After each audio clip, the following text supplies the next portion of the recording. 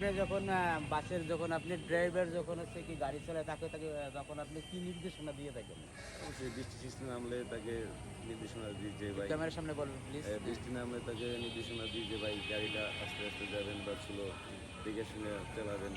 এবং বৃষ্টির সময় ড্রাইভারদের ঘুম ধরে চোখে চোখে পানি দিতে বলি এবং ডাইন বাই দেখে চালাতে বলি। সুন্দর উদ্যোগ নিয়েছেন, আপনাকে অসংখ্য ধন্যবাদ। আরেকটি প্রশ্ন করতে চাই, আমরা যখন দেখলাম ফেরিঘাটে যখন আপনি উঠতেছিলেন মানে নামতেছিলেন, তখন সমস্ত যাত্রী নামায় দিচ্ছেন।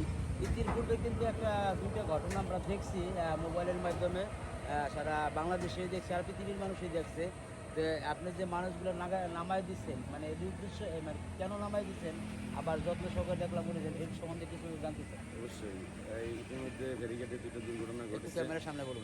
ইতিমধ্যে ফেরিঘাটে দুটো দুর্ঘটনা ঘটেছে, সবাই দেখছে। এবং সেখান থেকেই বর্তমান বাংলাদেশ সরকার অনুসারে যে একটা মানে আইন করছে, হ্যাঁ হ্যাঁ, যে বিআরটি অনুসারে যে ওখান থেকে গাড়ি ফেরিতে ওঠার সময় অবশ্যই যাত্রী নামাইয়া গাড়ি ফেরিতে উঠাইতে হবে। তো সেই আইন অনুসারেই আমরা সেই দায়িত্বটা পালন করি।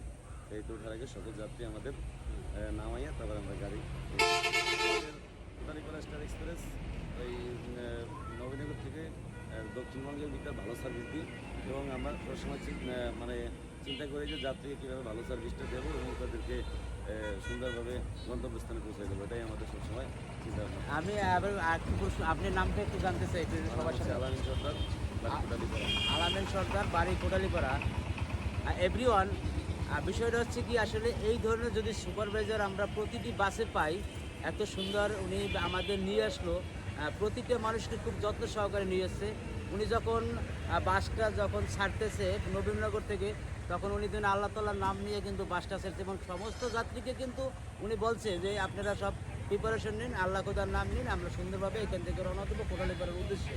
হ্যাঁ, সেইভাবে কথা বলে আপনাদের যান মালামাল ভিতরে রাখছেন কিনা সব কিছু তথ্য নেওয়ার পর কিন্তু উনি বিসমিল্লাহ বলে উনি গাড়িটা ছাড়ছে, আমরা সুন্দরভাবে কিন্তু কোটালীপাড়া পৌঁছেছি।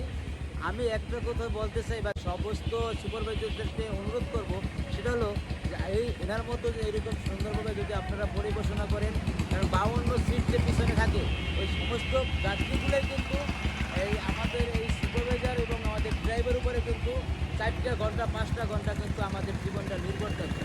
উনি যে এভাবে যত সুন্দর যত্ন করে যত মানে কেয়ারফুলভাবে আমাদের এই পর্যন্ত পৌঁছেছে, এই ধরনের সুপারভাইজার আমরা প্রতিটি বাসে চাই।